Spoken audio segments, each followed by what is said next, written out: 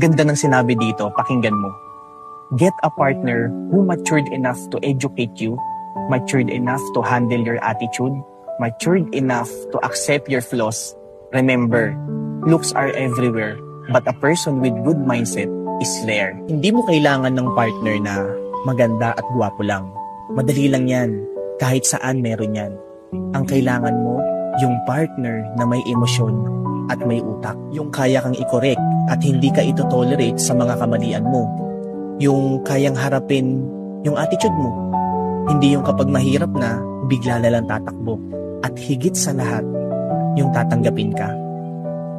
Tatanggapin ka hindi dahil perpekto ka, kundi dahil alam niya yung flaws mo. Real talk, huwag kang mamuhay sa fantasy na iniisip mo pagdating sa relationship, sweet at puro kilig lang.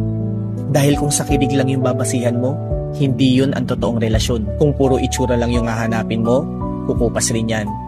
Pero kung hahanapin mo yung partner na may maayos na attitude at mindset, yan ang tunay na bumubuo ng relasyon. Kaya kung may pipiliin ka na partner, dapat yung partner na pinapatalino, pinapagaling at ginaguide ka. Hindi yung partner na hahayaan kang hindi umusad.